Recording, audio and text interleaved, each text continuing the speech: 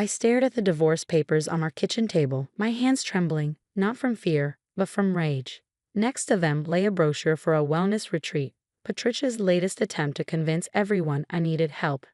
"It's for your own good, Emma," my husband Mark said, his voice carrying that practiced concern his mother had perfected. "Mom found this place. They specialize in entrepreneurial delusions." Entrepreneurial delusions. That's what they called my work for the past 2 years.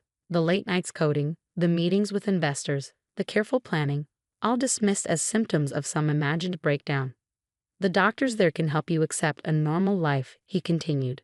Mom says, Mom thinks, Mom found." I cut him off. "When was the last time you had an original thought that didn't come from Patricia?" He flinched. 3 years ago, before Patricia moved in temporarily after her divorce, Mark would have supported my dreams. He was the one who'd encouraged me to learn coding in the first place. "You've changed, Emma. These fantasies about being some tech mogul, the secretive phone calls, the separate bank account Mom found, that your mother found by snooping through my things?" I stood up, anger finally boiling over. "Did she also tell you why she was going through my office while we were at work?" "She's worried about you. We all are." He pushed the divorce papers toward me. "If you don't agree to get help, I don't see how we can continue." I picked up the papers, scanning the terms Patricia had undoubtedly helped draft. They wanted full control of our assets until I was stable. They wanted me to attend 6 months of therapy with Patricia's chosen doctor. They wanted to erase everything I built. What perfect timing. "You know what?" I pulled out my phone and checked the time. "Let's call your mother. She should be here for this." "Emma." "Call her, Mark. Now." Something in my voice made him comply. 20 minutes later, Patricia swept in wearing her signature Chanel suit and disapproving expression. "Oh, Emma," she sighed dramatically, finally ready to accept help. I walked to our home office and retrieved a folder I'd been saving for a special occasion. "Actually, Patricia, I'm ready to tell the truth." "We know the truth," she said smoothly.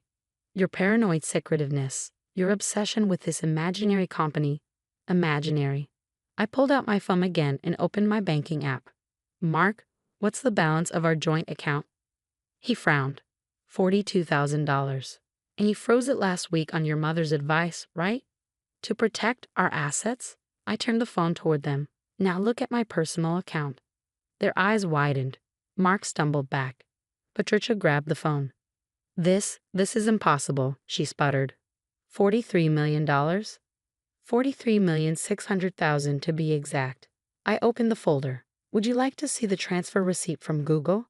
They bought my security encryption app last month." Mark collapsed into a chair. "But your company wasn't real." Mom said a lot of things. I laid out more documents. "Remember those suspicious meetings, venture capitalists, those late night calls, my development team in Singapore, that concerning separate account, my initial seed money from angel investors." Patricia's face had gone from shock to calculating. "Darling, we only wanted to control me, to convince Mark I was crazy, to force me into some retreat that would give you power of attorney." I smiled. "Check tomorrow's Forbes, Patricia. I'm on the cover." Mark was reading through the documents, his face ashen. "Why didn't you tell me?" "I tried. For months I tried. But every time I mentioned my work, your mother convinced you it was a sign of instability." I took back my phone. "Besides, Google required absolute secrecy during negotiations." "But now you can come home," Patricia said quickly.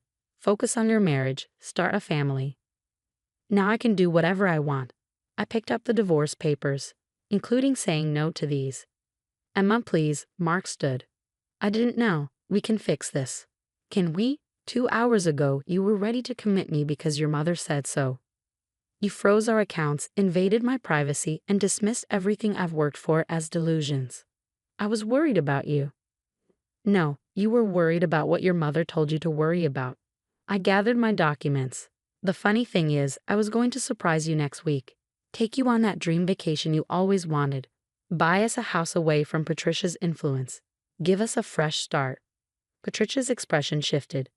"Darling, I'm sure we can." "Save it." I held up my hand. "I've already called the lawyer, a good one. She'll be sending over my own divorce terms tomorrow."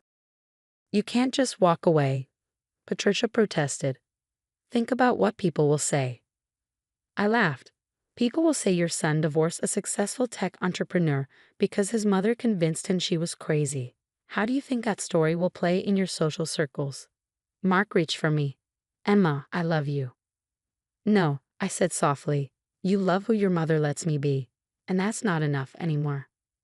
My phone buzzed, a notification that the Forbes article had just gone live. Perfect timing indeed. I have a board meeting in the morning, I said, gathering my coat. My lawyers will be in touch about the divorce. Oh, and Patricia, the wellness retreat you recommended. I bought it this morning. I'm turning it into a tech incubator for women entrepreneurs. I left them standing in the kitchen with their shattered assumptions.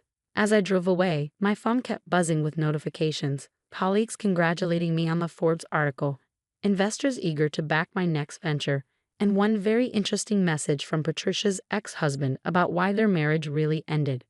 But those were problems for tomorrow. Tonight, I had a celebration dinner with my development team, the people who have believed in me, supported me, and never once called me unstable for daring to dream big. Sometimes the best revenge isn't just success. It's success so massive it makes your doubters doubt themselves. And I was just getting started. The Forbes article went viral overnight. By morning, my phone had exploded with messages from old friends, distant relatives, and suddenly interested investors. But the most interesting message came from Robert Churchill, Patricia's ex-husband. I saw the article. His email read, "We should talk about what really happened to Churchill Technologies 15 years ago. I was in my new office, overlooking Seattle's skyline, when my assistant announced Patricia's arrival, right on schedule. I'm not taking any meetings today, Claire," I said, not looking up from my laptop. "Mrs. Peterson is quite insistent," Claire replied, barely concealing her smirk. "She says it's about family." Family? I finally looked up. Show her in. This should be entertaining. Patricia swept in wearing her most expensive outfit, carrying what I recognized as a $30,000 Birkin bag. New purchase, probably made this morning to impress me. "Emma, darling," she gushed. "You look wonderful. Success clearly agrees with you." Cut to the chase, Patricia. "What do you want?" She settled into a chair, arranging herself carefully. "I've been doing some thinking. Perhaps I was hasty in my assessment of your business acumen." Hasty?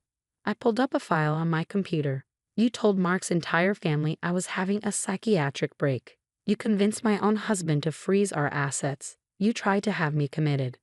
Water under the bridge, she waved dismissively. "I'm here to make things right, to unite the family."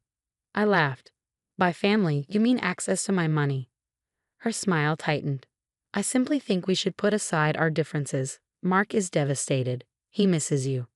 Mark misses his comfortable life, and you miss controlling it."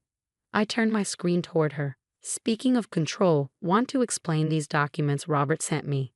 The color drained from her face. "You've spoken to Robert? About how you orchestrated his removal from his own company? About the forged signatures? The mysterious board votes?" I smiled. "He's been quite informative." "Those are lies," she hissed, her mask slipping. "Robert was unstable. Your favorite accusation.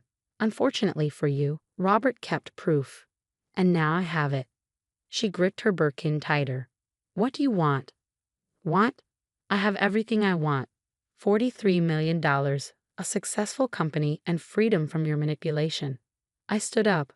"What I'm going to do is help Robert reclaim what you stole." "You wouldn't dare." "Watch me." I pressed my intercom. "Claire, please show Mrs. Peterson out. And send in the SEC investigators who've been waiting." Patricia's eyes widened as two federal agents entered. "You can't do this to me." "Actually, I can, and I am." I sat back down. "Goodbye, Patricia." As they let her out, my phone buzzed with a text from Mark. "Can we talk? Please?" I stared at it for a long moment before replying. "My lawyer will contact yours."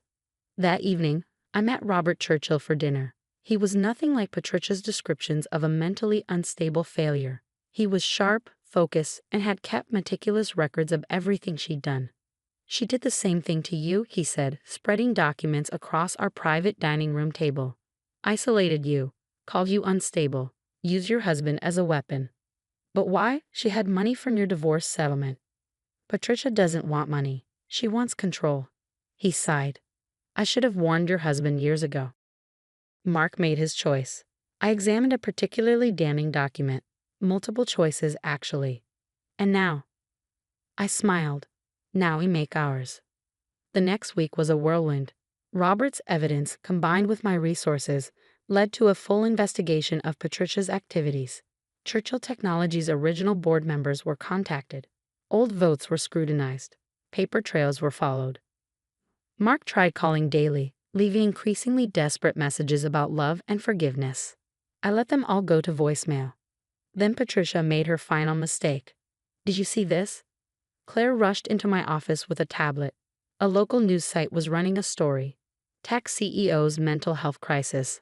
A mother's concern. Patricia had given an interview, playing the worried mother-in-law card. She painted me as a troubled woman who'd gotten lucky with one app, but was spiraling into paranoid delusions. I called Robert immediately.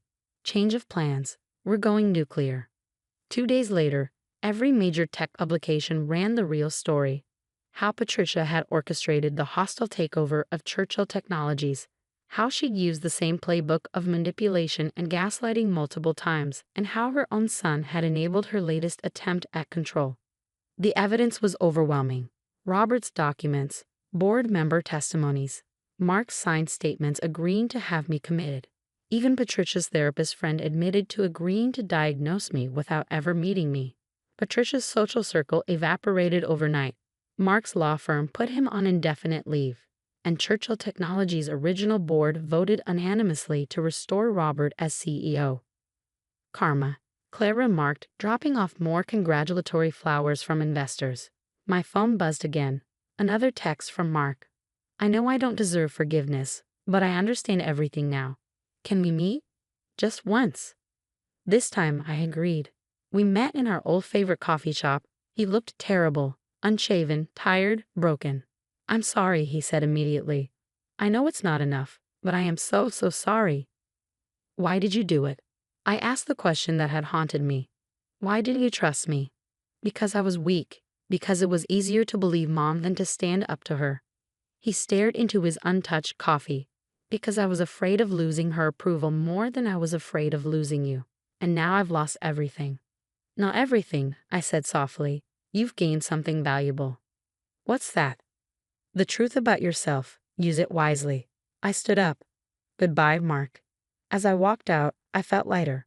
Sometimes losing everything you thought you wanted leads you exactly where you need to be. Robert and I launched a foundation for entrepreneurs facing domestic manipulation. Patricia's wellness retreat became a thriving innovation center. And Mark started therapy, real therapy this time. Success isn't just about money. It's about writing your own story, even when others try to cast you as the villain. And sometimes the happy ending isn't getting back what you lost. It's realizing you found something better. 1 year later, I sat in the auditorium of what used to be Patricia's wellness retreat, now transformed into the Bennett Innovation Center. 300 women entrepreneurs filled the seats, each with a story of someone trying to dim their light. Success isn't just about profits, I told them during my keynote speech. It's about breaking cycles. It's about showing others what's possible.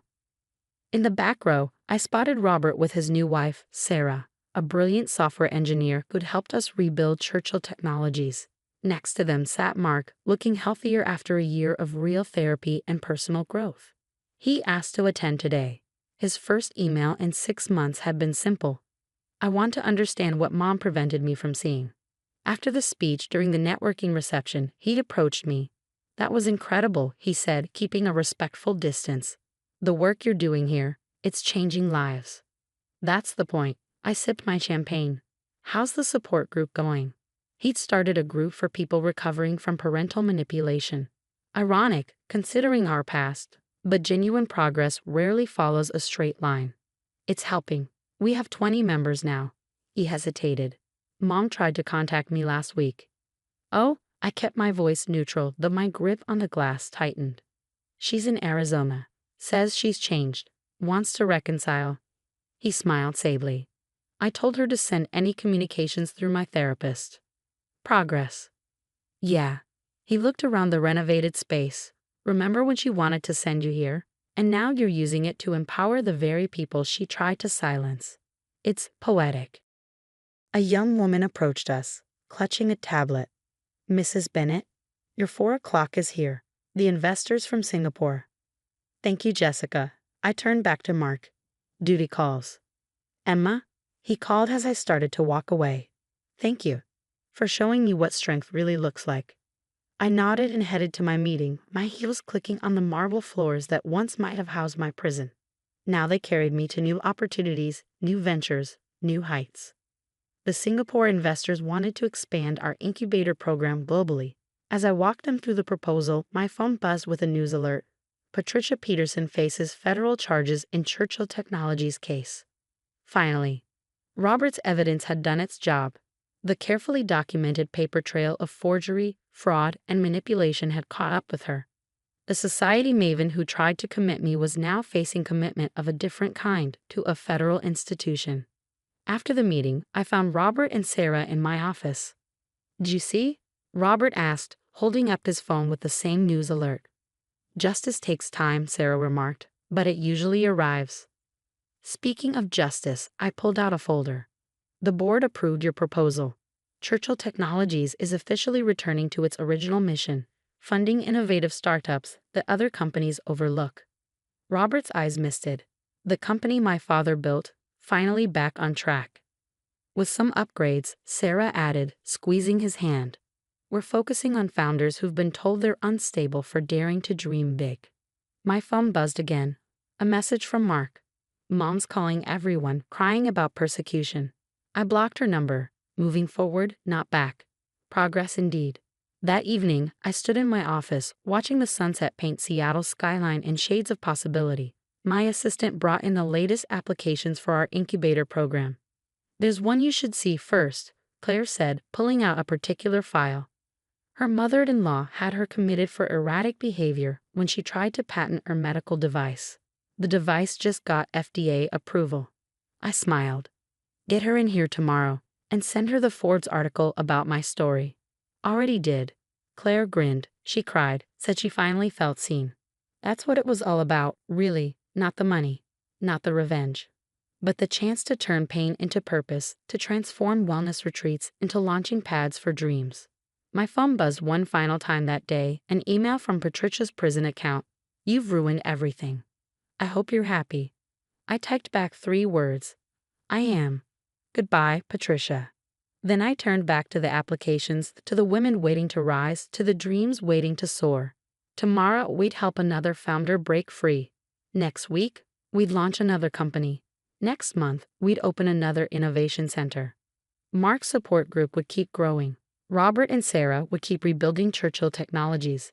And I would keep turning unstable into unstoppable. Sometimes the best revenge isn't just success. It's using that success to ensure no one else has to fight the battles you fought alone. As I left the office that night, I passed the plaque we'd mounted in the lobby. It read, "To every woman who's been called crazy for chasing her dreams, chase them here." Below it in smaller letters, in memory of all the dreams Patricia Peterson tried to kill, they grew stronger in the dark. Sometimes happy endings aren't about getting back what you lost. They're about building something so magnificent that your scars become stepping stones, your pain becomes purpose, and your story becomes someone else's survival guide. And that's worth more than all the Birkin bags in the world. I stood in my penthouse office overlooking Manhattan's skyline, examining the final mock-up of tomorrow's event invitations. Rose and pearl luxury cosmetics. A new era begins was embossed in gold on cream cardstock. Fitting, since I was about to transform the stagnant luxury brand into something extraordinary. My phone buzzed with another condescending text from Victoria Rose, my mother-in-law. Darling, it's not too late to cancel this little soiree. Real business leaders don't throw parties like a teenager who just got her first paycheck. If only she knew that while she was busy criticizing my little party, I'd spent the last year secretly acquiring shares of her family's company through various shell corporations. Tomorrow, her precious rose and pearl cosmetics would officially be mine. Miss Sullivan. My assistant Kate appeared at the door. The event planners need final approval on the presentation sequence. I kept my maiden name specifically for this moment. Tomorrow, Sullivan Beauty Labs would officially merge with Rose and Pearl. creating the largest luxury beauty conglomerate on the East Coast. Has Mrs. Rose confirmed her attendance? I asked, already knowing the answer. No, she's hosting a competing charity dinner. She's convinced half the board members to attend her event instead. I smiled. Perfect. Let them enjoy their last night of blissful ignorance. My husband James called as I was reviewing the merger documents. Olivia, Mom's really upset about this party. Maybe we should just do something smaller. 3 years of marriage and he still defaulted to his mother's opinions. The invitations are sent, James. Everything's arranged. But Mom says it's embarrassing. A serious CEO wouldn't. I'll see you tomorrow. I cut him off. Don't be late. The truth was, James had no idea I'd built Sullivan Beauty Labs from a small startup into a powerhouse over the last 5 years. He thought I was just playing at business, just like his mother did. Neither of them noticed when I started acquiring their company's shares or when I began poaching their top researchers. Victoria had been too busy planning James's eventual succession to notice her empire crumbling. She still thought her son would inherit everything despite his complete lack of business acumen or interest in the beauty industry. The next evening, I stood in the Plaza Hotel's grand ballroom, overseeing the final preparations. The stage was set with 2 massive screens currently showing the Rose and Pearl logo. In an hour, that logo would change to reveal the new merged brand. Mrs. Rose is live posting from her charity dinner, Kate reported, showing me Victoria's social media updates. She's calling this event a desperate attempt at attention from an amateur. Is everything ready with the SEC filing? Yes. The moment you make the announcement, it goes public. The ballroom began filling with guests, beauty industry executives, fashion editors, influencers, and most importantly, Rose and Pearl's major stockholders. The ones Victoria hadn't managed to divert to her charity dinner. Your numbers for the last quarter were impressive. Robert Chen, one of Rose and Pearl's biggest investors, approached me. Very impressive. Wait until you see what's next. I smiled, knowing he'd already agreed to the merger weeks ago. At exactly 8 p.m., the lights dimmed. I took the stage, feeling the weight of the moment. Welcome to a new era in luxury beauty, I began. The ballroom doors burst open. Victoria Rose stood there in her designer gown. James behind her, both looking flushed. Sorry to crash your little party, Victoria announced loudly, but I thought it was time someone taught you about real business. Perfect timing. Actually, Mrs. Rose, I smiled, you're just in time for a lesson of your own. The screens behind me changed, showing the merger announcement. Victoria's face went from smug to shocked as she read the headlines. As of this moment, I continued, Sullivan Beauty Labs and Rose and Pearl Cosmetics have merged to create Sullivan Rose Beauty Group. I'd like to thank our majority shareholders for their support in this acquisition. The room erupted in gasps and whispers. Victoria grabbed James's arm. This is impossible. We own controlling shares. You owned, I corrected. Past tense.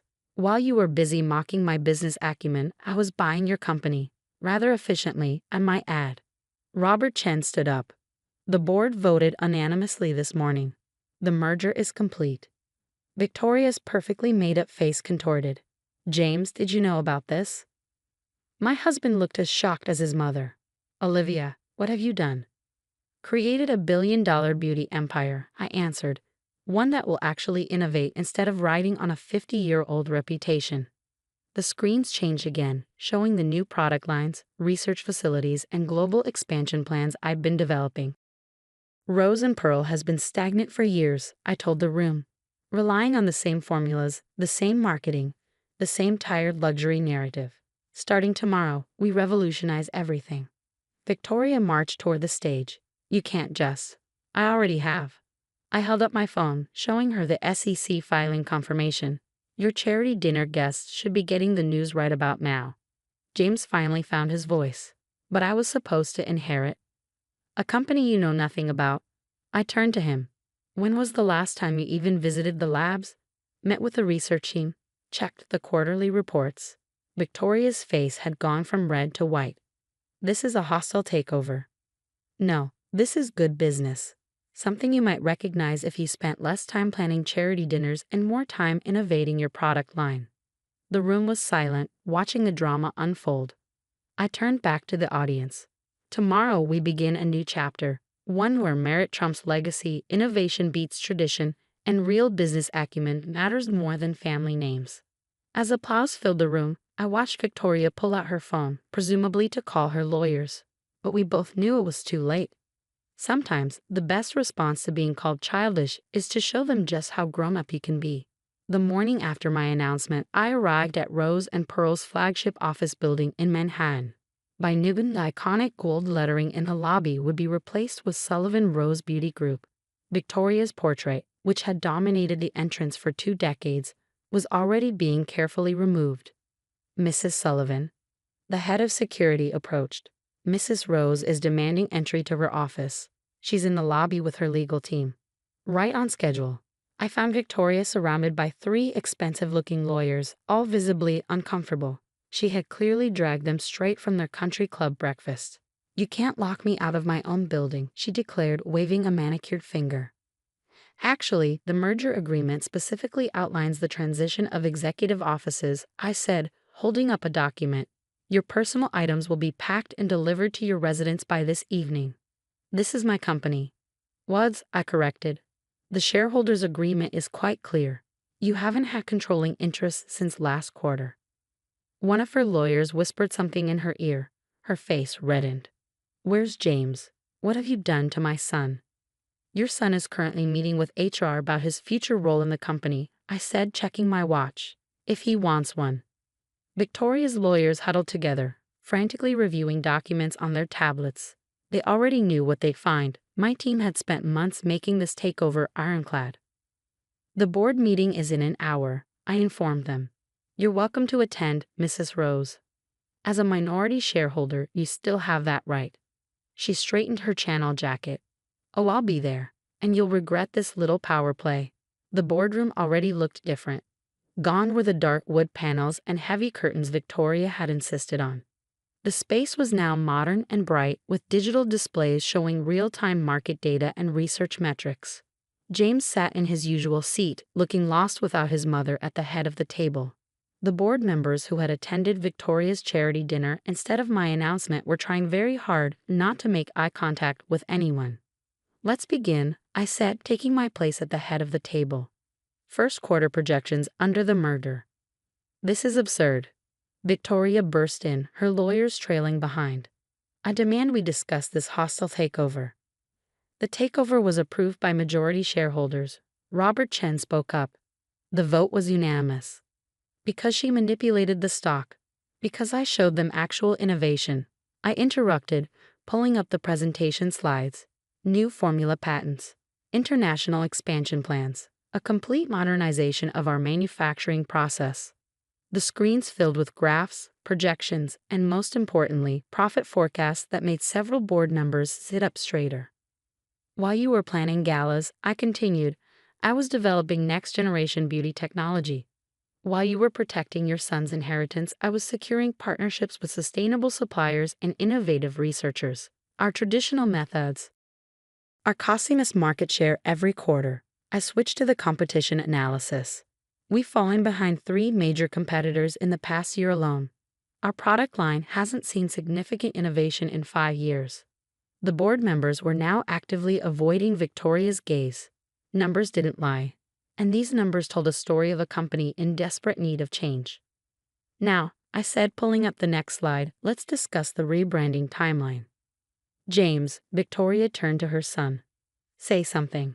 James looked at the profit projections, then at me. For the first time, I saw something like respect in his eyes. "How long have you been planning this?" he asked quietly. "Since the day you told me I was cute for wanting to modernize your mother's company," I replied, meeting his gaze.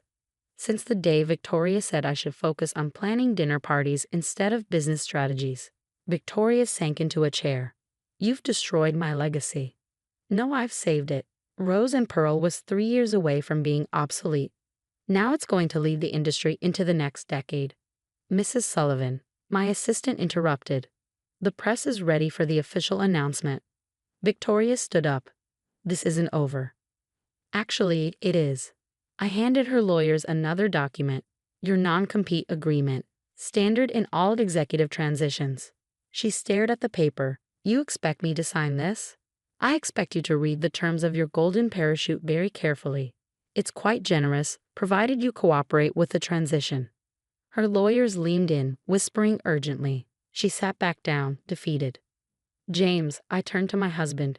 "You have a choice to make. You can stay and learn the business properly, starting from product development, or you can take the severance package. Either way, you'll need to decide who you want to be, your mother's son or your own man." The boardroom was silent as James looked between his mother and me. Finally, he straightened his shoulders. "I want to learn, really learn from the ground up." Victoria gasped. "James?" "No, Mom. Olivia's right. I never earned my position here. It's time I did." I nodded. "Report to R&D tomorrow morning. You'll start by understanding our products, not just wearing our name." As the board meeting continued, I watched Victoria sign the non-compete agreement with shaking hands. Her era was over, and she knew it. By evening, her portrait in the lobby had been replaced with a digital display showcasing our new product line. The company she guarded so jealously was transforming before her eyes. Sometimes the best way to save a legacy is to completely reinvent it. 3 months after the takeover, I studied the latest sales reports in what used to be Victoria's office. Our first product launch under the new brand had exceeded projections by 200%. The beauty industry was buzzing about our innovative sustainable packaging and breakthrough formulas. "Mrs. Sullivan," my assistant, appeared. "The Wall Street Journal reporter is here for the interview, and Mrs. Rose is hosting a competitive beauty industry tea at the plaza." I smiled. Victoria's attempts to maintain her influence had become increasingly desperate. Last week, she tried to organize a boycott of our products among her social circle. Their daughters, however, were already waitlisted for our new collection. Who attended her tea? I asked, curious. Mostly retired socialites. The major beauty editors all canceled. They are here for your interview instead. The journal reporter was young and sharp, armed with market research and pointed questions. "Your first quarter results are impressive," she began. "But there's talk about friction with the Rose family legacy." "Legacy is meaningful only when it evolves," I replied. "We're honoring the brand's heritage by ensuring its future." "And your husband?" "Sources say he's working in product development now." As if on cue, James appeared at my door, wearing a lab coat instead of his usual designer suit. "The new serum trials are showing promising results," he reported, then noticed the reporter. "Sorry, I'll come back." "No, stay," I invited. "Tell us about the trials." For the next 10 minutes, James expertly detailed the scientific advances we'd made, his eyes lighting up with genuine enthusiasm. The reporter took rapid notes. "You seem very different from the James Rose who used to appear in society pages," she observed. "Because I'm finally doing something real," he answered, "not just playing a role in my mother's script." After the reporter left, James lingered. "Mother's hosting another tea today." "I know. She's invited every beauty editor in Manhattan. And they're all here instead, covering our actual news." I handed him the latest market reports. "How does it feel to earn attention rather than inherit it?" He studied the numbers. "Better. Much better." Our conversation was interrupted by a commotion outside. Victoria's voice carried through the office. "This is still my name on the building." I opened my door to find her confronting our new head of marketing, a brilliant strategist who'd never set foot in a country club. "Actually," I stepped in, "it's Sullivan Rose now, and we're in a meeting with Vogue in 10 minutes." Victoria adjusted her Hermes scarf. "I'm here to discuss the holiday collection. Our traditional customers are being surveyed about their actual preferences," I cut in, "not just their social obligations. They won't accept these changes." I pulled up our sales data. They already have. Our new sustainable luxury line has a 50,000 person waitlist. Traditional enough for you? Victoria turned to James, her last resort. "Darling, surely you see what she's doing to our family's reputation." James looked up from his research notes. "She's saving it, Mom. Our old formulas were dated. Our marketing was stale. I've learned more about real business in 3 months than I did in 3 years of following your social calendar." Victoria's face crumpled slightly. "The governor's wife is attending my tea today, while the governor's daughter is interviewing for our management training program," I countered. "Times change, Victoria. Either adapt or become irrelevant." After she left, James shook his head. She'll never accept this, will she? She doesn't have to. Success speaks louder than social connections. Later that afternoon, I reviewed the final designs for our holiday collection. Modern, sustainable packaging replaced the dated gold and pearl motif Victoria had clung to for decades. The influencer campaign is ready, my marketing director reported. We've paired traditional luxury consumers with Gen Z sustainability advocates. The contrast is powerful. Victoria will hate it. Victoria is not our demographic anymore. The next morning, Women's Wear Daily ran a feature. Sullivan Rose: How a Beauty Empire Evolved from Social Status to Sustainable Success. Victoria's response came in the society pages. Traditional luxury under siege. The death of elegance. But the numbers told a different story. Our stock price had doubled. Celebrity waitlists for our products grew daily. Even Victoria's closest friends were quietly ordering our new collection. James found me reviewing expansion plans that evening. Mother's organizing a traditional luxury summit next month, he said, amused. To preserve heritage brands. While we're opening our sustainable research facility and launching in 3 new markets, I showed him the plans. Want to lead the Asia expansion. He looked surprised. You trust me with that? The James who earned his way through R&D? Yes. The James who relied on his last name? Never. He studied the proposal carefully. I'll need to learn Mandarin. Already arranged for lessons. Mother will say I'm abandoning our New York society obligations. While you're building a billion-dollar market, somehow, I think you'll survive the social scandal. As we worked late into the night, planning the future of the company, I thought about Victoria probably plotting her next society event, unaware that tomorrow we'd announce our international expansion. Unaware that with each innovation we launched, each market we entered, each sustainable initiative we championed, her version of luxury became more obsolete. The next morning, my new portrait was installed in the lobby, not a static oil painting like Victoria's, but a digital display alternating between images of our research labs, sustainability initiatives, and global reach. Sometimes, the best way to handle someone who calls you childish is to grow beyond their limited vision. I adjusted my designer suit in the mirror of my corner office at Harrison & Wallace, the most prestigious law firm in Boston. The invitation to tonight's Massachusetts Legal Excellence Awards sat on my desk, alongside a far more interesting document, the partnership agreement naming me the youngest managing partner in the firm's history. My phone buzzed with another message from my mother-in-law, Margaret Wallace. Diana, darling, there's still time to cancel this gauche display.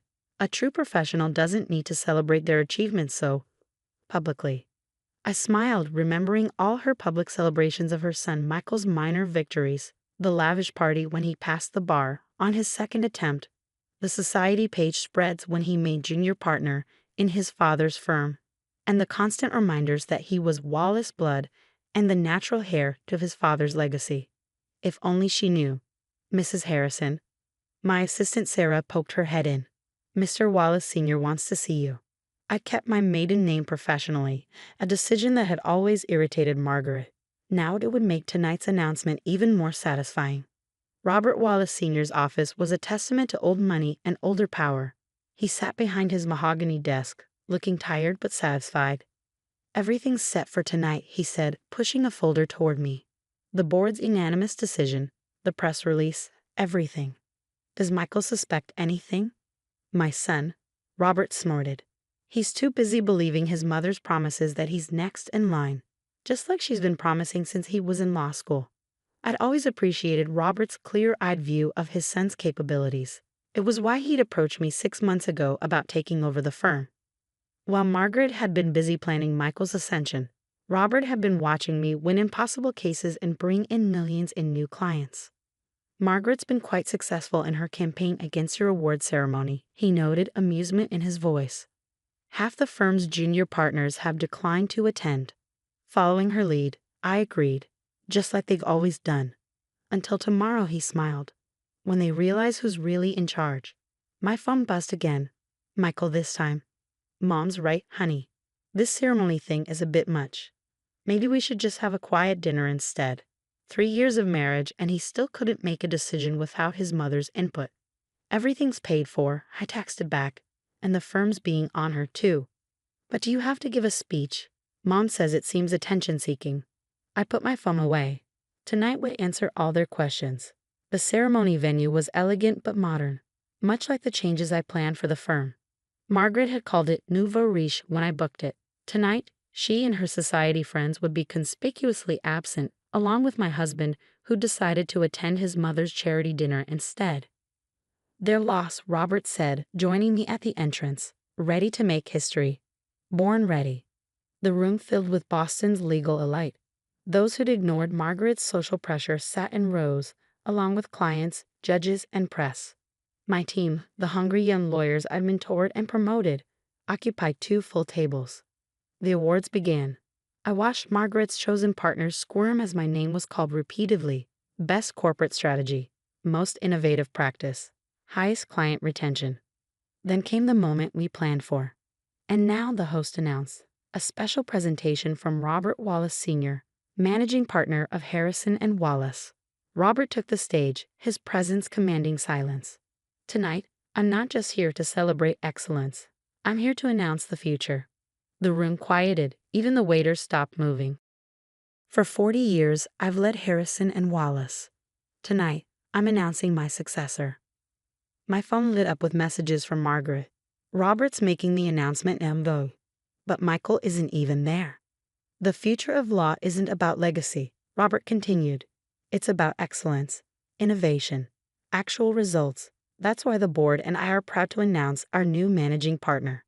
The doors burst open. Michael and Margaret stood there, slightly out of breath. They must have broken every speed limit getting here from her dinner. "Dad," Michael called out. "Sorry we're late for my announcement." "Diana Harrison," Robert finished just as my name and photo appeared on the giant screens. The room erupted in applause. My team jumped to their feet, cheering. They'd known, of course.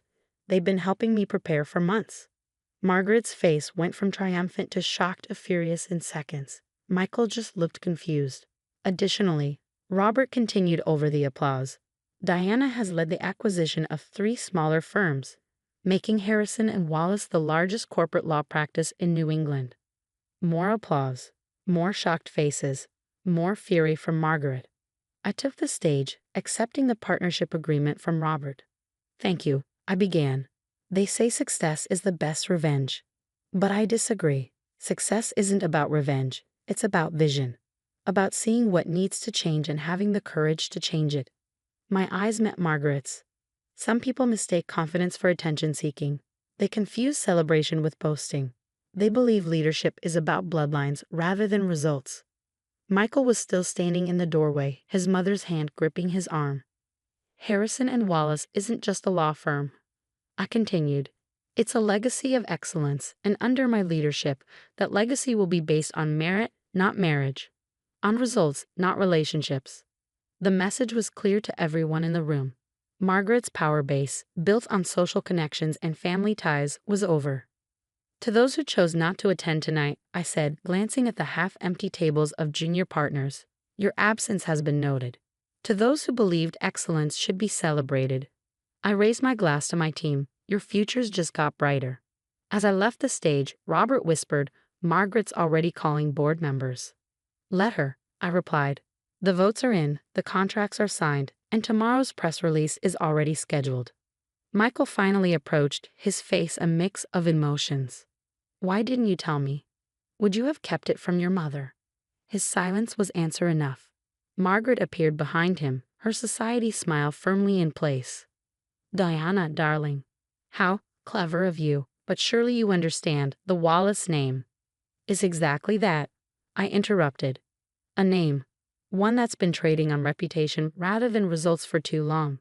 "I am still the wife of the founding partner," she hissed. "Ex-wife," Robert corrected, joining us. "As of last month's divorce settlement, which you might have noticed if you've been paying attention to anything besides undermining Diana." Margaret's perfect mask cracked. "You planned this? All of it? The ceremony, the announcements?" "No, Margaret. You planned this. Every time you dismissed my achievements. Every time you called me attention-seeking. Every time you taught Michael to depend on his name instead of his abilities." I turned to my husband. "We should talk. About the firm, about our marriage, about your future. But not here. Not now." As I walked away to rejoin my celebrating team, I heard Margaret's sharp intake of breath. She'd finally noticed the screens, still displaying my image with the caption, Diana Harrison, Managing Partner, Harrison Wallace and Associates. Then was gone. Just like her influence. Sometimes, the best response to being called attention-seeking is to do something truly worth paying attention to. The morning after my announcement, I arrived at the office to find Margaret sitting in my new corner office, wearing her trademark Channel suit and disapproving expression. That was quite a performance last night, she said, examining her manicured nails. But we both know this won't last. I set my briefcase down and took my seat behind the massive desk, Robert's old desk, now mine. The partnership agreement and board votes suggest otherwise. Darling, she leaned forward, her voice dripping with false concern. Do you really think our clients will accept this upheaval? The Wallace name means something in Boston. You mean like the Caldwell account? I pulled up an email on my computer screen. The one that just doubled their retainer after last night's announcement, or the Mitchell Group, who called at 6 a.m. to move all their legal work to us. Her smile faltered slightly. Michael will fight this. With what evidence of competence? I opened a folder. His case win rate is 42%. Mine is 89%. His billable hours barely meet minimum requirements. Mine are triple that. His client retention. I smiled. Well, let's not embarrass him further. Numbers aren't everything, she snapped. Relationships are exactly why Robert chose me. I stood up. Speaking of relationships, Michael's waiting in the conference room. We're discussing his future with the firm. Would you like to join us? She followed me down the hallway, where whispers and glances trailed us.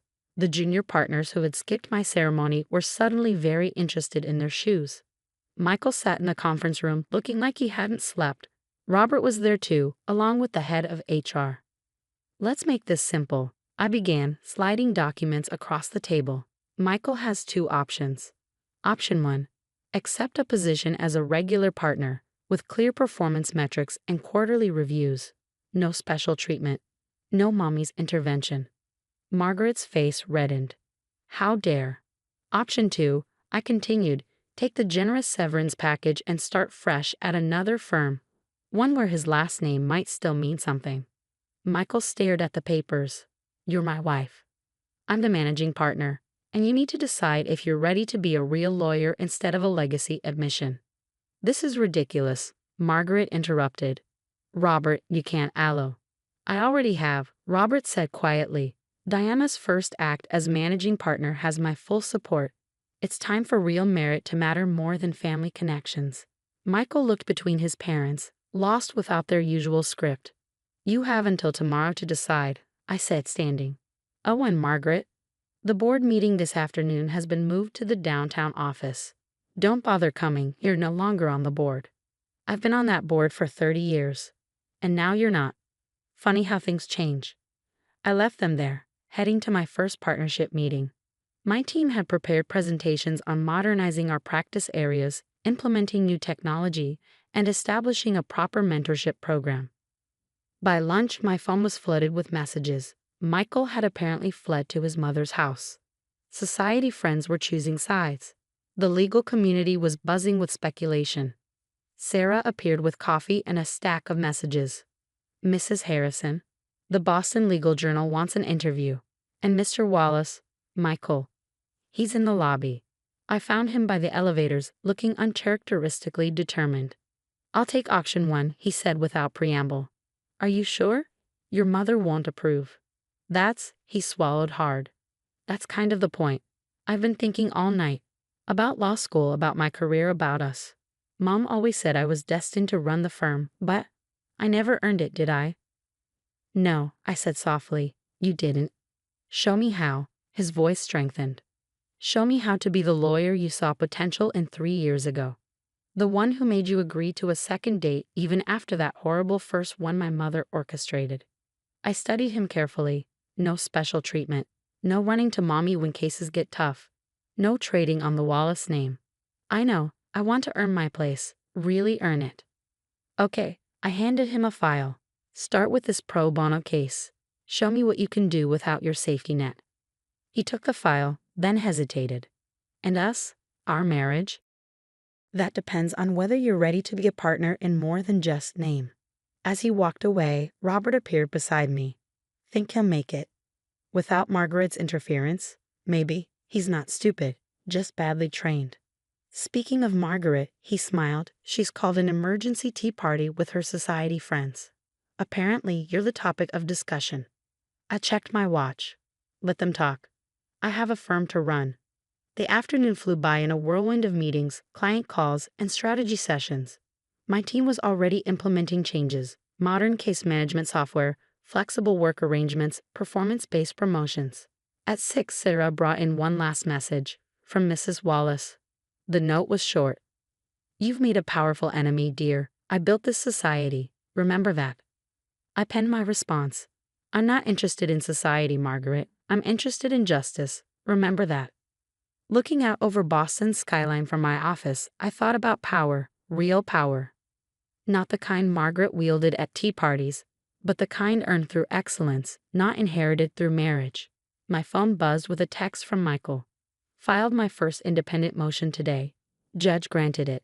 Did it myself, no family name dropping. I smiled. Good start, keep going. Another text, this one from Robert. Margaret's trying to organize a client exodus. So far, she's managed to convince exactly none of them to leave. Because they care about results, not afternoon tea, I replied. The next morning, the Boston Legal Journal ran their story. Harrison and Wallace modernizes, new managing partner signals era of merit over legacy. Margaret's society page response came a day later. Traditional values under attack in legal community. I pinned both articles to my office wall. A reminder that change never comes without resistance and that true success isn't about being liked. It's about being respected. As I prepared for my first official board meeting as managing partner, I looked at the 2 articles again. Margaret had taught me an invaluable lesson. If people are going to talk anyway, give them something worth talking about. 6 months after taking control of the firm, I sat in the newly renovated conference room, reviewing our quarterly results. Profits up 40%. Client retention at 95%. 20 new associates hired based purely on merit, not connections. Mrs. Harrison. Sarah appeared at the door. The Chronicle is here for the profile piece, and Mrs. Wallace is in the lobby. Perfect timing, as always. I found Margaret holding court near the reception desk, surrounded by her remaining society loyalists. She'd spent the past few months trying to orchestrate my downfall, only to watch her influence wane with every successful change I implemented. Margaret, I greeted her. The society pages are down the street. This is a law firm. Can't a mother check on her son? She smiled tightly. Though I hardly recognize him anymore. Working late, skipping charity galas. You mean actually practicing law? Yes, he is. As if on cue, Michael emerged from the elevator, suit slightly rumpled, carrying a stack of case files. He'd won his first major case last week, without using his last name once. Mom, he looked surprised. I can't talk now. I have court in an hour. But the Vandermeer's garden party is less important than my client's freedom. He turned to me. The judge granted our motion. DA's offering a deal. Good work. Keep me posted. Margaret watched our exchange with narrowed eyes. What have you done to him? Given him a chance to earn his own reputation. I checked my watch. Now, if you'll excuse me, I have an interview.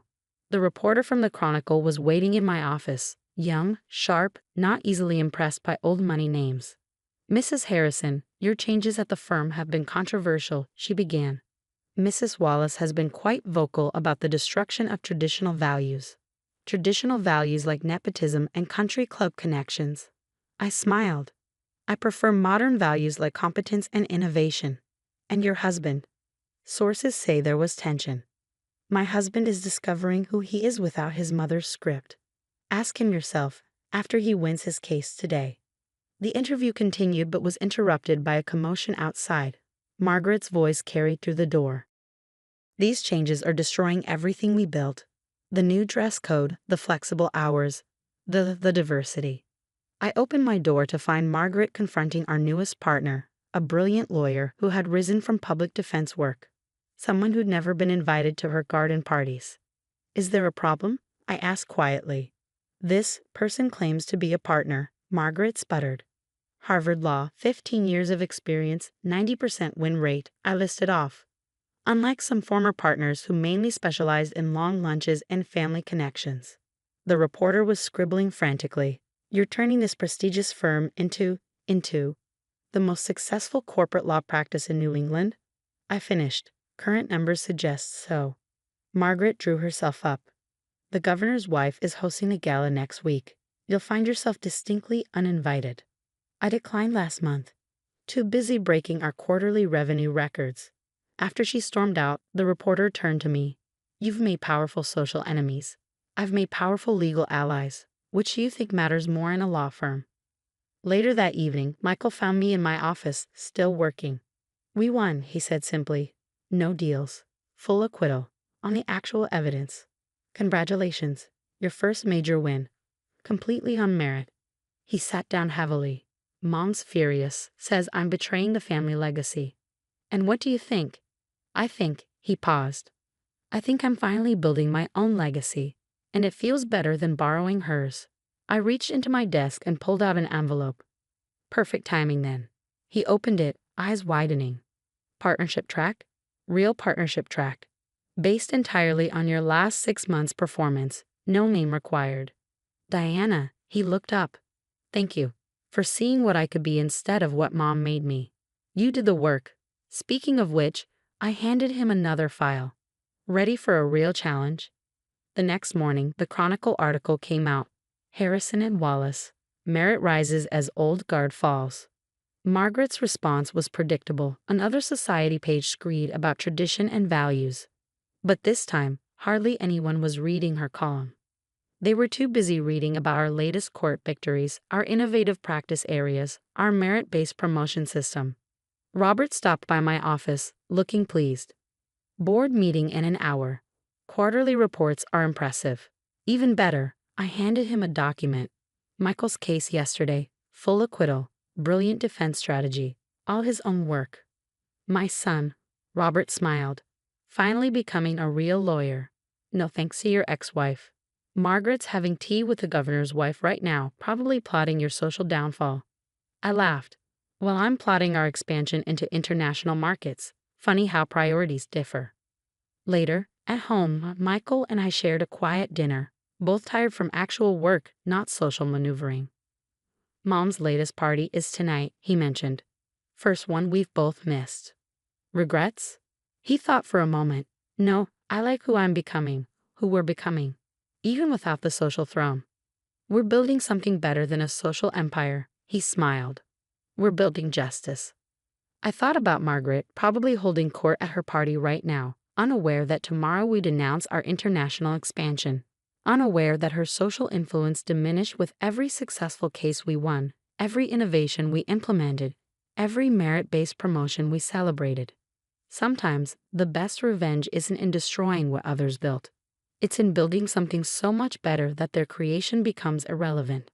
And we were just getting started. I never thought I'd have to choose between my dying father and my husband, but my mother-in-law, Barbara, made sure I did. The call came at 3 a.m. Dad had suffered a massive stroke, and the doctors didn't expect him to make it through the week. I was booking flights to Seattle when my husband David's phone started ringing. Mom, it's the middle of the night, David mumbled into his phone. His eyes widened as he listened. No, you can't come over right now. What? Sarah's father. How did you even?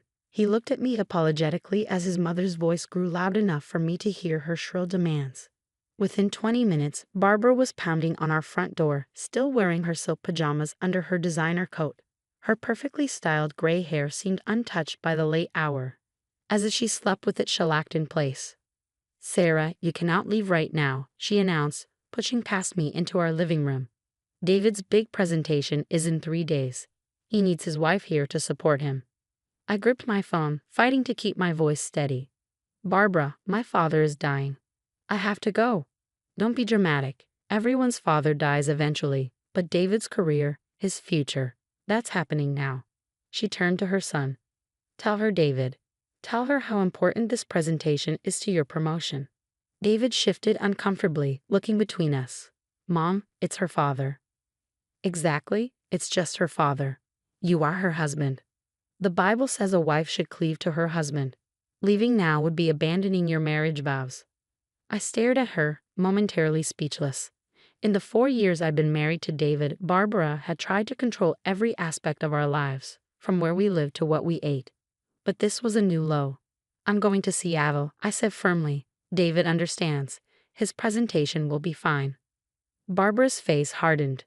If you get on that plane, don't expect to come back to this house. I won't have my son married to someone so selfish. Mom. David finally found his voice. You can't say that. But Barbara was on a roll. She grabbed my hastily packed suitcase and started pulling out clothes. I raised you better than to let your wife walk all over you, David. A good wife puts her husband first. Always. Sarah has never understood that. As my clothes scattered across the floor, something fell from between the folds of my sweater. A weathered envelope with my name written in my father's shaky handwriting. I've been carrying it for 2 weeks since his last letter arrived. Barbara snatched it up before I could reach it. What's this? More manipulation from your family. Give that back, I said, my voice deadly quiet. That's private. Nothing's private in a marriage. She started to tear open the envelope. Mom, stop. David tried to grab it from her, but she already pulled out the letter. Her eyes skimmed the first few lines, and I watched the color drain from her face. The paper trembled in her hands. This is impossible, she whispered. I knew exactly what she was reading. Dad's last letter contained more than just his loving words to his daughter.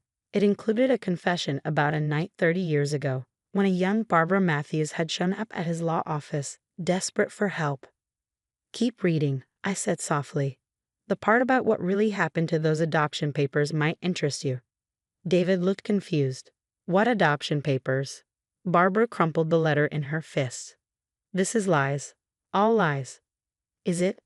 I pulled out my phone, showing her the email I'd received last week, because I have copies of everything Dad kept, including the original documents you asked him to destroy, the ones proving you adopted David when he was 3 days old.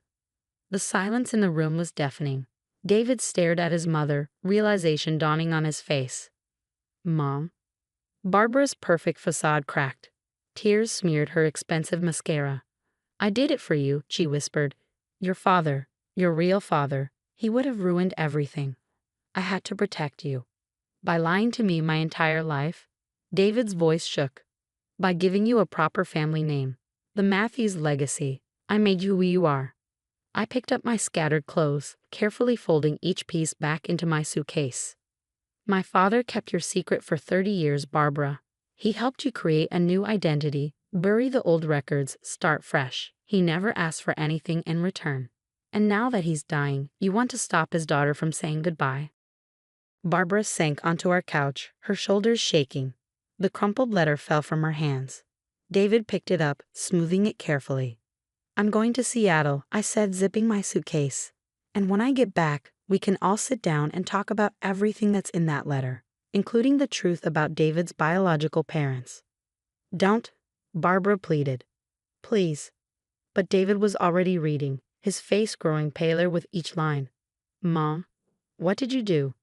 I left them there, Barbara's sobs following me to the door. My father had always taught me that the truth has a way of coming out, usually at the moment you least expect it. As I got into my waiting Uber, my phone buzzed with a text from David. Go be with your dad. I'll handle things here. And Sarah, thank you for showing me what real family loyalty looks like. I looked back at our house, where Barbara's perfectly coordinated world was unraveling one secret at a time. Soon she would have to face the consequences of her choices, but right now, I had a plane to catch. My father was waiting, and this time, nothing would stop me from reaching him. The airport was quiet at this early hour, but my mind was racing. Dad's letter had been my protection against Barbara's manipulation for weeks, but I never wanted to use it this way. As I settled into my seat on the plane, I pulled out the other letter Dad had sent me, the private one that Barbara hadn't seen, the one that explained why he'd finally decided to tell the truth after all these years. Sometimes he'd written, keeping a secret to protect someone becomes its own kind of cruelty. Your mother-in-law needs to face her past, and your husband deserves to know who he really is. Just promise me you'll be gentle with the truth, Sarah. It's a powerful weapon. I closed my eyes as the plane took off, hoping I'd handled things the way Dad would have wanted. But this was just the beginning. When I returned home, we would all have to deal with the aftershocks of Barbara's carefully buried secrets. The truth about David's adoption was just the tip of the iceberg. Dad's letter contained so much more, secrets that would shake the Matthews family to its core. But first, I had to say goodbye to the man who had taught me that real love means telling the truth, no matter how much it hurts. The hospital corridor seemed endless as I followed the nurse to Dad's room. I made it just in time. He was still conscious, though barely. When he saw me, his face lit up with a weak smile that made my heart break. "My Sarah," he whispered, his voice raspy. "You came." "Of course I came, Dad." I took his hand, trying not to flinch at how frail it felt. Nothing could have stopped me. He squeezed my fingers softly. "Barbara tried, didn't she?" I nodded, fighting back tears. "She found your letter." "Ah," he closed his eyes briefly. "Then it's begun. David is reading everything right now." "Dad, why didn't you tell me sooner about what Barbara did? About her coming to you all those years ago?" Dad shifted in his hospital bed, each movement clearly causing him pain. "It wasn't my secret to tell, sweetheart. Not until I knew." "Knew what?" "That she was going to try to control you the same way she controlled everyone else. When you married David, I prayed she had changed. But then I started hearing about her interference, her manipulation." He paused, catching his breath. "The way she tried to isolate you both." My phone buzzed. Another text from David. "Mom finally told me everything. About my real parents. About what she made your dad do. I'm so sorry, Sarah." Dad saw the tears I was trying to hold back. "Read it to me," he said gently. I shook my head. "You need to rest." "What I need," he said with a hint of his old firmness, "is to know I did the right thing." "Read it." I read David's text aloud, then the string of messages that followed. How Barbara had finally broken down and admitted the truth, not just about the adoption, but about David's biological parents. How they hadn't abandoned him as Barbara had claimed. How she used her family's money and influence to manipulate a young, struggling couple into giving up their child. She thought she was protecting him, Dad said softly, from a life of poverty, from the scandal of his birth. Barbara Matthews couldn't bear the thought of her only child being born to a teenage mother and a father working as a mechanic. So she bought him? Like he was some sort of accessory. She gave them $50,000 and a promise that David would have every advantage in life. Dad's voice grew weaker. "I helped make it legal, changed records, buried paperwork. It wasn't right, but she convinced me it was best for the child." A nurse came in to check Dad's vitals, frowning at his dropping oxygen levels. I knew our time was running short. "Dad, there's more in that letter, isn't there? Things Barbara hasn't admitted yet." He nodded slightly. "In my desk at home, there's a safe. Combination is your birthday. Everything's there. The original adoption papers, the payments, and the letters from David's real parents. They wrote to him every year on his birthday. Barbara intercepted them all." My phone buzzed again. This time it was a number I didn't recognize. The message made my blood run cold. "This is Thomas Cooper. Barbara Matthews told me you found out about my son. Please, is David okay?" Dad saw my expression. "His father," he whispered. "Still working at that same garage in Portland. Never left in case David ever came looking." The nurse returned with a doctor. They spoke in hushed tones about declining stats and making him comfortable. I felt the precious minutes slipping away. "Dad, what do I do? David's whole world is falling apart. His mother isn't who we thought she was. His real parents are still out there, wanting to know him. How do I help him through this?" Dad's eyes were getting heavy, but he managed a small smile. "The same way you've helped him all along. With truth and love." Barbara built her life on lies, trying to create the perfect family. But real family, real love, it's messy and complicated and honest. His breathing became more labored. The doctor stepped forward with a concerned look. "One more thing," Dad whispered. "In the safe, there's a trust fund. I've been saving. Every payment Barbara made to keep me quiet. It belongs to David now. His mother's money should go to him." "Mr. Harrison," the doctor said firmly, "you need to rest now." Dad squeezed my hand one last time.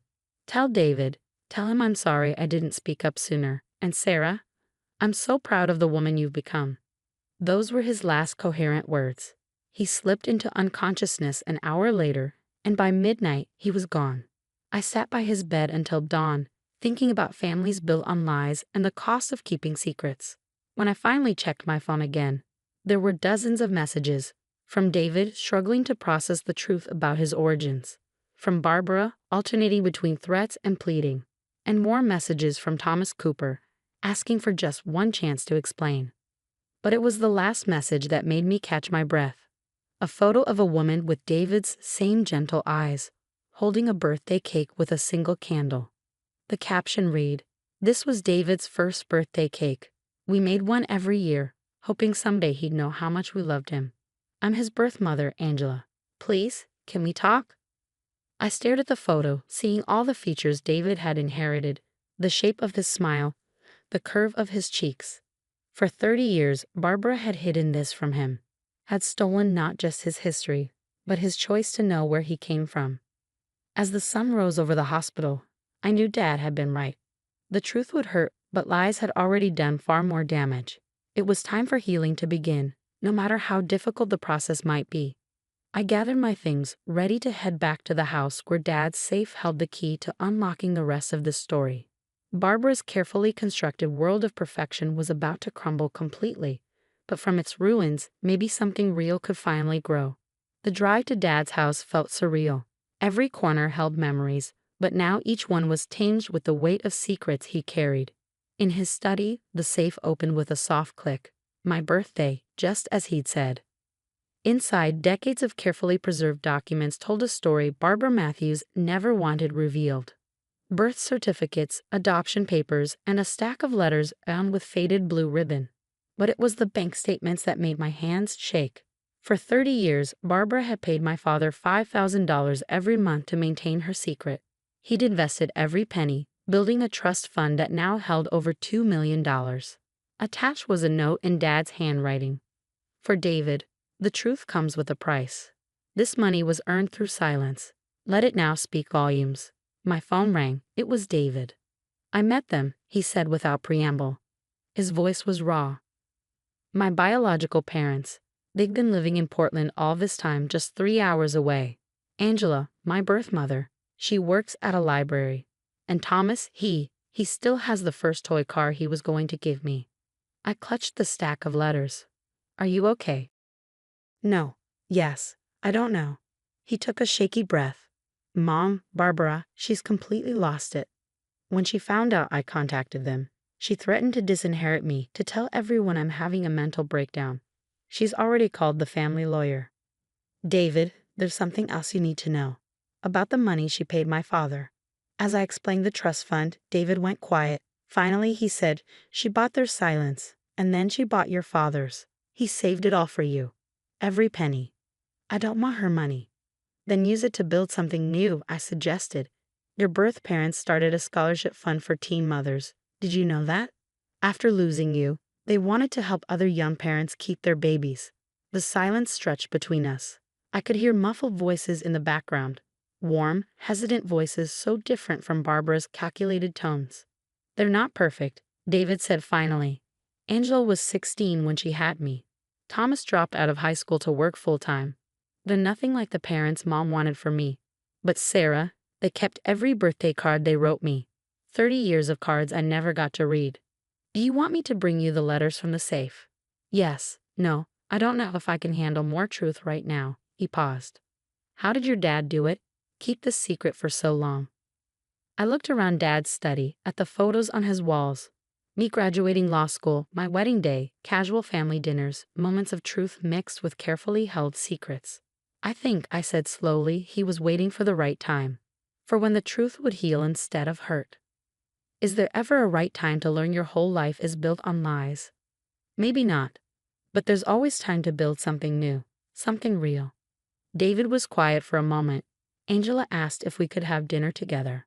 All of us, even Barbara, if she's willing. She says forgiveness is harder than anger, but it's worth it. I thought about Barbara, about the desperate young woman who'd gone to my father's office 30 years ago, determined to create the perfect family, about all the walls she'd built to protect her lies, walls that were now crumbling. "What are you going to do?" I asked. "I'm going to have dinner with my parents, all of them." And then he took a deep breath. "Then I'm going to read those letters. Will you be there with me?"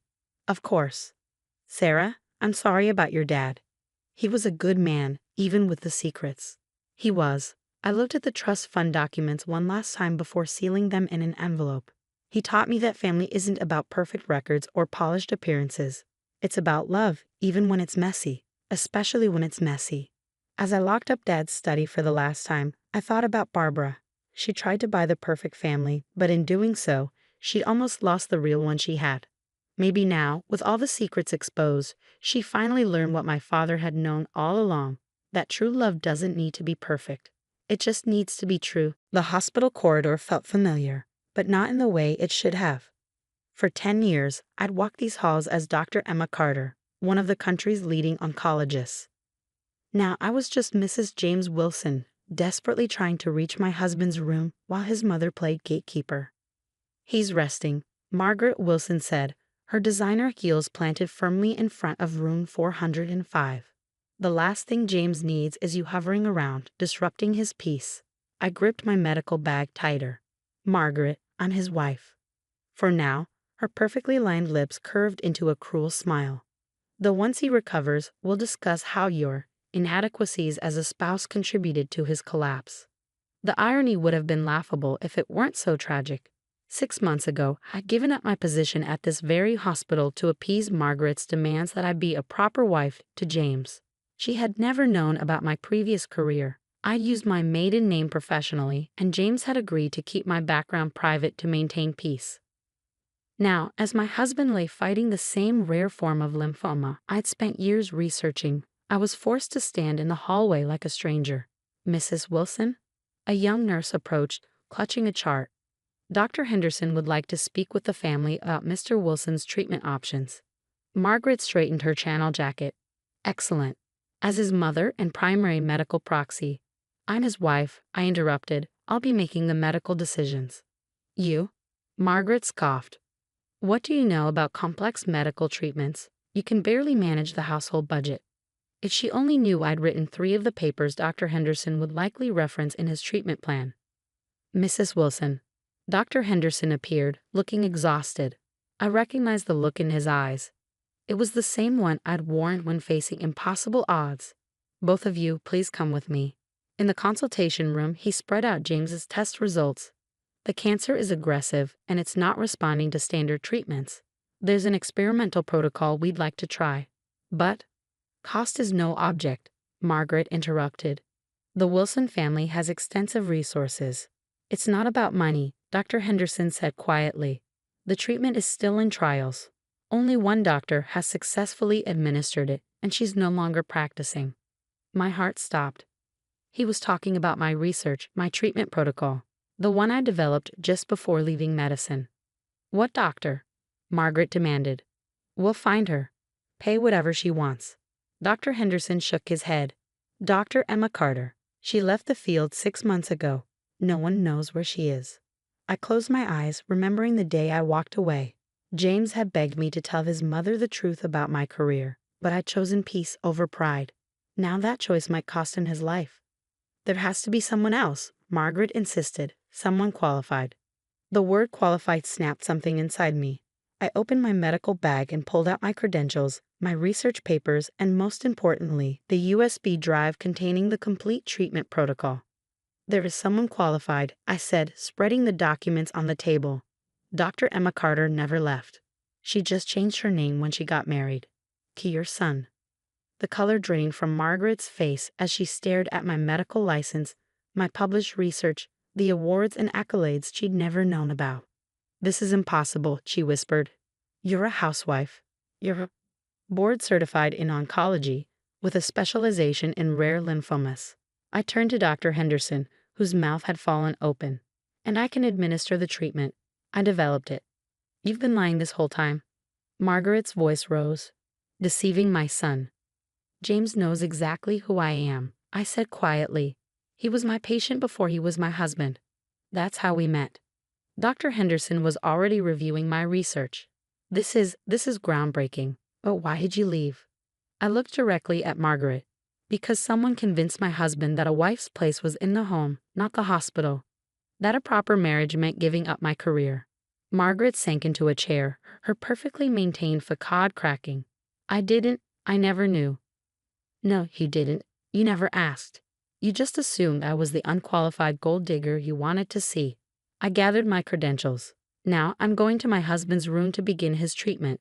You can either help me save his life, or continue standing in my way. Your choice. She didn't move for a long moment. Then, slowly, she pulled out her phone.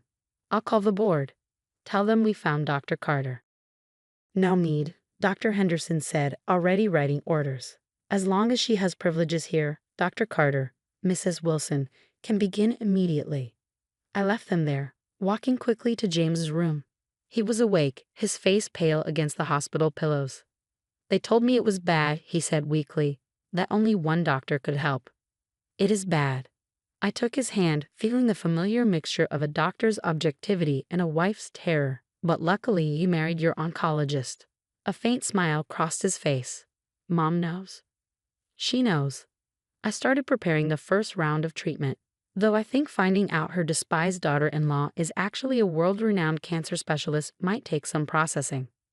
I told you we should have told her from the start. No, I said, checking his IV lines. This was better. Now she has to face all her assumptions, all her prejudices. I administered the first dose of my protocol, and she has to watch the housewife she demeaned save her precious son's life. James caught my hand. You didn't give up your career just because of her, did you? I thought about the real reason I left medicine, the secret I still hadn't told anyone. Not even James. We'll talk about that later. Right now, you need to rest while the treatment begins. Through the window, I could see Margaret in the hallway, staring at her phone. Probably Googling Dr. Emma Carter, discovering just who her daughter-in-law really was. But she didn't know everything yet. She didn't know the real reason I developed this particular treatment, or why I walked away at the height of my career. She didn't know about the test results hidden in the bottom of my medical bag, the ones showing that James's cancer wasn't random at all, but genetic, the same mutation that had killed his father 20 years ago. The same mutation Margaret had hidden from everyone, including her son. 3 days into James's treatment, Margaret finally cornered me in the hospital cafeteria. She'd spent those days hovering silently, watching me work, her face growing more strained with each passing hour. I found your research papers, she said, sliding into the seat across from me. All of them, including the one about hereditary lymphoma patterns in the Wilson family line. I set down my coffee. Interesting reading, isn't it? How long have you known? About the genetic link? Since before I married James. I pulled a worn file from my bag. About how you changed Richard's death certificate to hide the true cause of your husband's death? That I discovered 6 months ago. Her hands trembled as she took the file. Inside were the original medical records of James's father, records that showed he died from the same rare cancer now attacking his son. I was protecting him, she whispered. If James knew the cancer ran in his family, he could have been screened earlier, given preventative treatments, had a chance to make informed decisions about his future. My voice was cold. Instead, you let him think his father died in a car accident. I couldn't bear for him to live in fear, always waiting for the cancer to appear. So instead, you let it ambush him. I opened my laptop, showing her my research database. I've tracked this genetic marker through 3 generations of Wilsons. Richard wasn't the first, and James won't be the last, unless we break the cycle. Margaret's perfectly maintained composure cracked. What do you mean? James and I have been trying to have a baby. I watched her face pale. That's why I left medicine. We were going through fertility treatments, and I wanted to focus on starting our family. But now, the baby could inherit it, she whispered. There's a 50% chance, and thanks to your lies, we almost started a family without knowing the risks. I closed my laptop. I developed this treatment protocol specifically for the Wilson genetic mutation. I've been working on it since the day I met James and recognized his family history. Tears slid down Margaret's cheeks, smearing her expensive mascara. Does he know? About his father? Not yet. I've been a little busy saving his life. I gathered my things. But he'll need to know soon, because if this treatment works, we'll need to test every member of the Wilson family, including you. Me? The mutation can be carried by women without activating. You could be a carrier, passing it on to any future grandchildren. I stood up. So you have a choice to make, Margaret. Continue hiding behind your lies, or help me protect this family's future. She grabbed my arm as I turned to leave. Wait, there's something you need to know. About Richard's family. Mrs. Wilson. A nurse interrupted us. Your son is asking for you both. We found James sitting up in bed, some color finally returning to his face. The treatment was working, just as I'd hoped. Mom, he said weakly. Emma, I need to tell you something. Margaret gripped the bed rail. James, please rest. I found Dad's real death certificate, he said. Last week, before I collapsed, I was looking for my birth certificate in your study and found it in the safe. The silence in the room was deafening. Why didn't you tell me? He looked at me. Either of you? I was waiting until you were stronger, I said softly. And I was a coward, Margaret whispered. I've always been a coward when it comes to this. James took her hand. Mom, what aren't you telling me? She sank into the chair beside his bed. Your father, he wasn't the first. My brother, your Uncle Michael, who supposedly died in a boating accident, it was this same cancer. And my grandfather. She took a shaky breath. I've watched this disease destroy the men in our family for decades. When your father got sick, I couldn't face it happening again. So you buried the truth, James said, and nearly buried me with it. James, I interrupted gently. The treatment is working. Your numbers are improving every day, but we need to talk about the future, about children. His face fell. The fertility treatments need to be put on hold, I finished, until we can ensure any baby we have won't carry this mutation. There are options, genetic screening, specialized IVF. Which you already researched, he said, managing a weak smile. Because you're not just my wife. You're the brilliant Dr. Carter who's been 10 steps ahead of this disease all along. Margaret stood suddenly. I'll pay for everything. The treatments, the genetic screening, whatever you need. It's the least I can do after all I've done. I looked at this woman who'd made my life hell for 2 years, who tried to force me into her narrow vision of what a wife should be. She'd never apologize for her behavior, probably never would. But maybe this was her way of making amends. First, I said, we need to test every member of the family, map out exactly how this mutation has spread. Then we can work on preventing it from claiming another generation. I'll make the calls, Margaret said. The whole family will be here by tomorrow. As she left the room, James caught my hand. You knew, didn't you? When you agreed to give up your practice, you were already working on saving me. I knew there was a chance you'd develop the cancer. I didn't know your mother had buried so much evidence. I checked his IV lines. But I never gave up my research. Every day at home, while she thought I was being her perfect housewife, I was actually developing this treatment. My brilliant, sneaky wife. He squeezed my hand. So about that baby we wanted.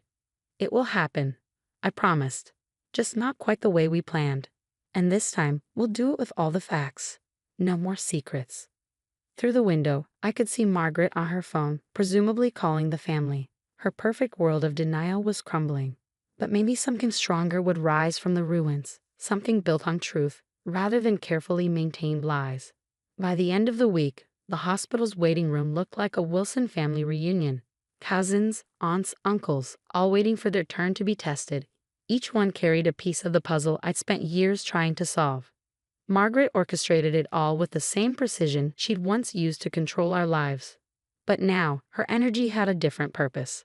She worked alongside me, gathering family medical histories, organizing genetic counseling sessions, facing the truth she'd hidden for so long. 37 carriers identified. I told James as he prepared for discharge. Including your cousin Peter's newborn son.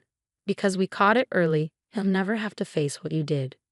James was packing up the cards and flowers that had filled his room. And Mom? She's a carrier. So are both her sisters. I checked his final test results. But your numbers are perfect. The treatment worked exactly as designed. Thanks to my wife, the secret genius. He pulled me close. So, Dr. Carter Wilson, what's next? Before I could answer, Margaret appeared in the doorway.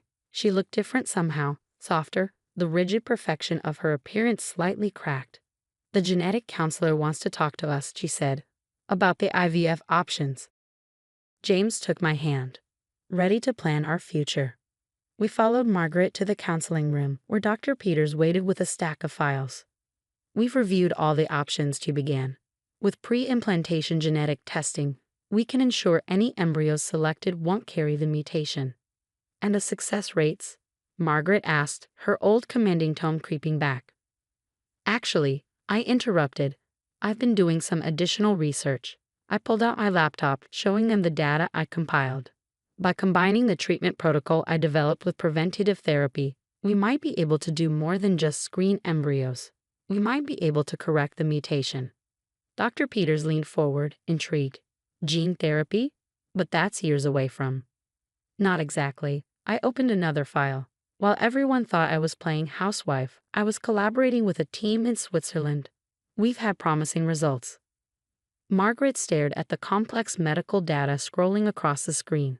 All this time, she whispered, while I was criticizing your housekeeping and dinner parties, you were revolutionizing genetic treatment. James grinned. Yeah, my wife's pretty amazing when you're not trying to turn her into someone else. To my shock, Margaret laughed, a real laugh, not her usual polite titter. I was so wrong about you, Emma. About everything. The past doesn't matter, I said, though we all knew it did. What matters is the future, your grandchildren's future. She straightened in her chair, smoothing her skirt in a familiar nervous gesture. Then let's make sure they have one. What do you need? Funding for the research, access to the family's medical records, and, I took a deep breath, your help in convincing the family to participate in the study. Done, she said immediately. All of it. James squeezed my hand. See, miracles do happen. You cured cancer and my mother learned to compromise, all in 1 week. We all laughed, the tension of years finally breaking. Dr. Peters began outlining the treatment plan, but I was watching Margaret.